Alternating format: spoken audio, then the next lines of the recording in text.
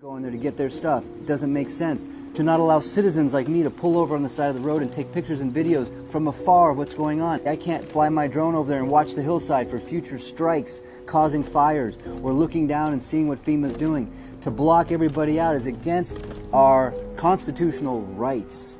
There is now yet another extremely concerning situation taking place in Maui. This is probably one of the most egregious things that they could do post-fire. Let me ask you a question. Would you rather have glue or ash go into the ocean? Here, just watch. Looking at options of how to mitigate ongoing discharges to the ocean, we've decided to apply a soil tackifier, which is, we've chosen a product that is non-toxic, biodegradable, marine safe. Okay, here we are on vinyl acetate. When you go down to the toxicity, one test in 2009 done by the Canadians that says it's safe, but then if you look here, it says in the context of large-scale release into environment, it is classified as extremely hazardous. Okay, read it for yourself. Google it for yourself. Check out for yourself. Vinyl acetate, copolymer. But really it boils down to a common sense question. Would you rather have glue going into the ocean, or would you rather have ash? And two, why are they really doing that? What's the real purpose? Some saying it's so they can lower the value, make it unusable, and come in and swoop it up, which is part of the land grab. The University of Hawaii caught a green laser beam on camera for over 10 minutes the morning before the fire. This video has also been removed from the internet, but I was able to save it for you. Check it out. One theory is that they were mapping their targets out so they wouldn't accidentally hit Oprah's house. But why shouldn't you have a conspiracy theory when they're not telling you anything and they're purposely lying to cover for... I also don't know why that's a conspiracy theory when you're just positing possibilities. Meaning, like, it's not impossible, and you're not saying that it actually... Well, Oprah, I feel like, has better things. I mean, she does own a space laser, so, I mean, theoretically, you could... But you can certainly see why people would conclude, something's a little screwy here. Is there something more going on? In absence of facts and explanations, everyone has to rely on their own theories as to what's really going on in Maui. We basically want accountability of people who are responsible for this, and they should be held liable for this. People should be held liable for this because this is gross negligence. We want accountability of people, that electric company, the police. Why did the police block people from coming and exiting? The police was blocking the road. Hundreds of people were backed up there with people in their cars, and a lot of people lost their lives. The police officer that was over there, he should be investigated. It needs to be investigated by a third party that is not associated with the government. People in Lahaina are angry. We don't trust the government because of what has happened. I'm an attorney, and I question, there's so many things that are questionable that has happened here. We still don't trust the government. We're wondering what's on those documents for FEMA. I don't know what's on the documents myself. And we're afraid to sign documents because right after that, the governor says, oh, I'm going to take the land. The state wants to purchase all this land. Who the hell does he think that he should get this land? This land belongs to the people already. Okay. The government is liable for this, grossly negligent, at least if not criminally negligent. They should clean up all that land, restore that land to the people who own that, because they failed here. They failed. The government failed. People are outraged, and Dwayne "The Rock" Johnson and Oprah Winfrey are facing backlash after asking fans to donate to their Maui fund instead of contributing more of their own money. That will put money directly in the hands of People are mad at Oprah and The Rock, as more than 60% of Americans are living paycheck to paycheck. Looking at the fund organization, it's called Entertainment Industry, with their audit for last year, can see all the different costs that are taken from donations, including salaries, advertisement, rent, bonuses, and more, of around 400 million, absorbing most of the donations. And the CEO salary is around 700,000 to $1 million, according to salary.com. This is why many people have shared their frustration online that a billionaire and multimillionaire are asking for donations, and most of donations will go to overhead costs. I don't know, what do you think about this? Would you donate to them or prefer to donate directly to the families? How does it feel to be here, ma'am? Well, it's a little overwhelming, you know. Did you know it's been 1 month now, and the Lahaina fire is just now finally 100% contained, but is still not yet extinguished? There's over 1,000 people surveying and performing hazmat cleanup, yet the fires are still going to this day. Almost 4 weeks since the Maui fires broke out, and firefighters are slowly making progress. So where are the children? It's been 1 entire month since the Lahaina fire, and officials are still giving families and the public no real information. No update on the death toll, which they're now saying is anywhere between 115 and 385. Also, no information about the missing children or their parents. No updates from the DNA matches that Police Chief Pelletier was rapidly collecting. She and another sister on the mainland did DNA swabs weeks ago.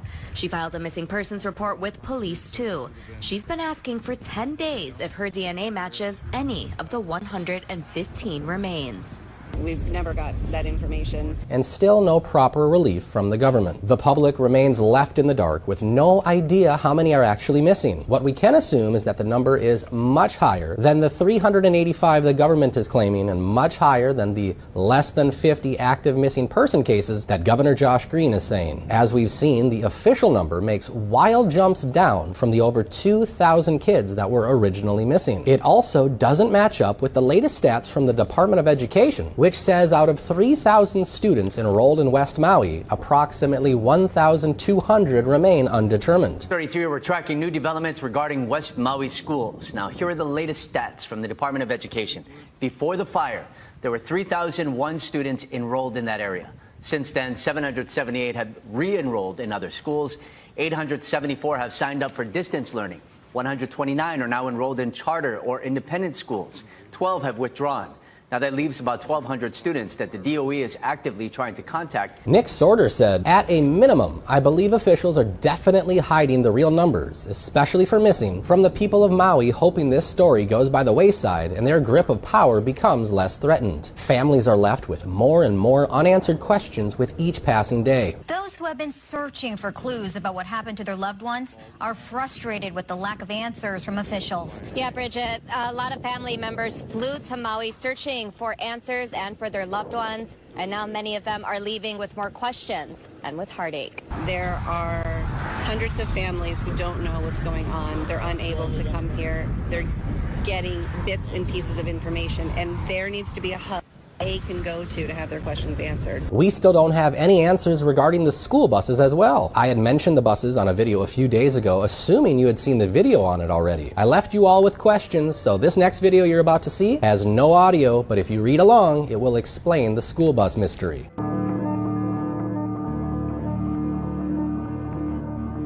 If school was canceled that day, as they tell us, wouldn't the buses be lined up in the parking lot since they weren't in use? Footage has surfaced of a long line of school buses evacuating from Lahaina. Speaking of vehicles, there are currently over 18,000 cars sitting idle at the Maui airport. Maui's rental car companies are working to ship out part of their inventory as tourists have fled the Valley Isle. Thousands of cars are still parked at the Kahului airport, and many say it reminds them of the pandemic. At Kahului Airport and the surrounding fields, it's a sign that Maui's economic engine is at a standstill and appears like a repeat of the COVID pandemic. They're two separate lots and they're both full of empty cars, and yeah, it's just surreal. Yeah. And from an airplane window, the massive scale of devastation from the Lahaina wildfire comes into full view. There are 7 rental car companies at Kahului Airport. The Maui District Airport Manager says there are 21,000 rental cars. 3,000 are currently rented, leaving 18,000 cars to sit idle. There's one more video I'd like to show you, again with no sound, but if you pay attention, it may also prove that we're being lied to about the children being sent home from school the day of the fire. To add insult to injury, the good people of Maui are now being forced into bankruptcy and eviction from their own homes. Once again, Nick Sorter voiced his outrage, saying, "Hey FEMA, how about all the people on Maui that are about to be forced into eviction and bankruptcy because you're rejecting the vast majority of residents' claims? That $700 is a freaking insult to the people of Maui. Even your own employees know this is a freaking joke. Get it together. The great people of Maui can't handle the suffering much longer. Not including rent or a mortgage, $700 lasts less than a week for the average family in Hawaii. FEMA fails the people once again." Name me one major issue that we've set our mind on solving we haven't been able to do. Joe Biden made an appearance in Florida to check out the damage from Hurricane Idalia, and people there want to know why he still hasn't gone to East Palestine yet. You said in March that you would go to East Palestine, Ohio. You came here. How come you haven't gone to East Palestine yet? Well, I haven't had the occasion to go to East Palestine. There's a lot going on here, and I just haven't been able to break. I was thinking whether I'd go to East Palestine this week, but I then was reminded I've got to go literally around the world. I'm going from Washington to India to Vietnam and so it's going to be a while. But we're making sure that East Palestine has what they need materially in order to deal with their problems. House Speaker Kevin McCarthy toured Lahaina over the weekend and pledged continued support to help rebuild Maui. I think there's disasters and they're going to continue to be disasters. I think we could better prepare where a disaster doesn't happen. And McCarthy also made a little trip to Hawaii over the holiday weekend, visiting the wildfire-devastated communities of Maui. While there, he vowed the people of Hawaii would get the truth on what started the fire, why it grew out of control, why residents weren't notified faster, and what can be done in the future to prevent this type of devastation from ever happening again. Ron DeSantis calls what happened in Maui an absolute catastrophe. Do you trust the federal government to help seeing what happened in Hawaii just a few weeks ago in East Palestine a few months ago? Look, I think the Maui is a total catastrophe, what happened there. And I don't think we have all the answers to that. I think we should have all the answers to that. It's interesting how incurious our corporate media is.